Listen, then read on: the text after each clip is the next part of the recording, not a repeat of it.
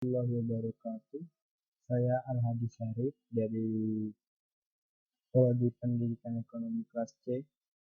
Saya akan mempresentasikan tentang kedudukan pembukaan Undang-Undang Dasar 1945 dalam ketatanegaraan.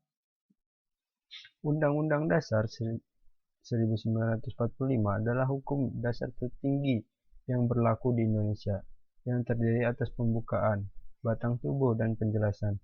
Pada pembukaan terdiri atas 4 alinea yang merupakan pokok kaidah fundamental atau norma dasar. Pembukaan Undang-Undang Dasar 1945 mengandung nilai-nilai yang dijunjung tinggi oleh bangsa-bangsa. Nilai-nilai tersebut mampu menampung dinamika masyarakat, sehingga akan tetap menjadi landasan perjuangan bangsa dan negara selama Indonesia masih setia terhadap proklamasi 17 Agustus 1945. Bagaimana kedudukan pembukaan Undang-Undang Dasar 1945 di Indonesia? Kedudukan pembukaan Undang-Undang Dasar 1945 merupakan satu rangkaian utuh dengan proklamasi kemerdekaan. Maka pembukaan Undang-Undang Dasar 1945 tidak dapat diubah. Jika pembukaan diubah, berarti akan mengubah hakikat negara Indonesia yang sudah diproklamasikan pada 17 Agustus 1945. Pokok-pokok pikiran dalam pembukaan Undang-Undang Dasar 1945 memuat pokok-pokok kaidah negara fundamental yang menerangkan hakikat negara Indonesia. Berikut pokok-pokok pikiran yang terkandung dalam pembukaan Undang-Undang Dasar 1945. 1. Negara persatuan. Negara mengatasi segala paham, golongan, dan perorangan. Negara melindungi segenap bangsa dan seluruh tumpah Indonesia. Negara hendak mewujudkan keadilan bagi seluruh rakyat Indonesia. Negara menganut paham negara kesejahteraan. Ketiga, negara yang berkedaulatan rakyat. Negara Indonesia adalah negara demokrasi. 4. Negara berdasarkan atas ketuhanan yang Maha Esa, menurut dasar kemanusiaan yang adil dan beradab. Negara melindungi kehidupan beragama, bukan negara ateis. Indonesia telah meletakkan pandangan hidup bangsanya, sebagaimana dapat dilihat dalam alinea keempat, pembukaan Undang-Undang Dasar 1945. Pada alinea keempat, menegaskan tentang fungsi dan tujuan negara Indonesia, bentuk negara, dan dasar filsafat negara Indonesia.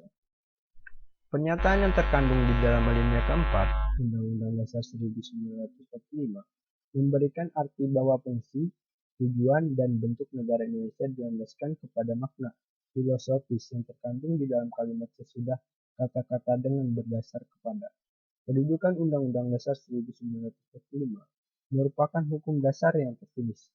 Selain hukum dasar yang tertulis, ada hukum dasar yang bersifat tidak tertulis, yang biasa disebut dengan nama konvensi. Konvensi merupakan aturan-aturan dasar yang timbul dan terpelihara atau dilakukan terus-menerus dan berulang-ulang dalam praktik penyelenggaraan negara. Tidak bertentangan dengan Undang-Undang Dasar 1945 dan pelengkap atau pengisi kekosongan yang timbul dalam praktik penyelenggaraan negara. Dalam kedudukannya, Undang-Undang Dasar 1945 berfungsi sebagai yang pertama, norma hukum. Undang-Undang Dasar 1945 bersifat mengikat terhadap pemerintah, setiap lembaga negara maupun warga negara dan penduduk Indonesia. 2. Hukum dasar.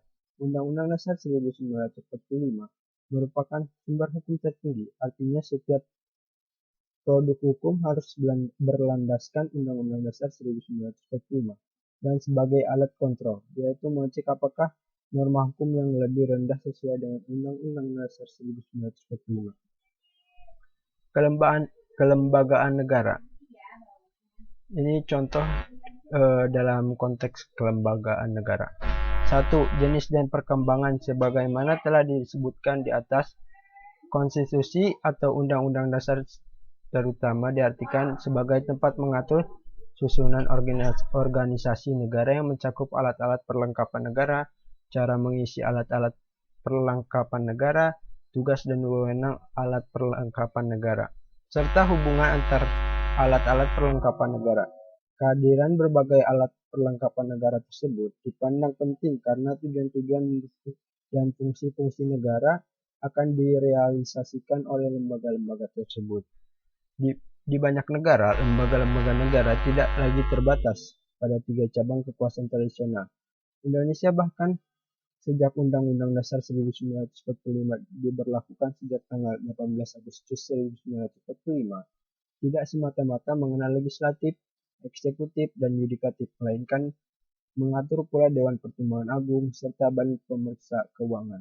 Setelah perubahan, lembaga-lembaga negara yang diatur dalam Undang-Undang Dasar 1945 bertambah meliputi Mahkamah Konstitusi, Komisi Yudisial, Dewan Perwakilan Daerah. Selain itu, Undang-Undang Dasar 1945 mengamanatkan dibentuknya sebuah komisi pemilihan umum yang bersifat nasional serta sebuah bank sentral. Ya, sekian. Terima kasih.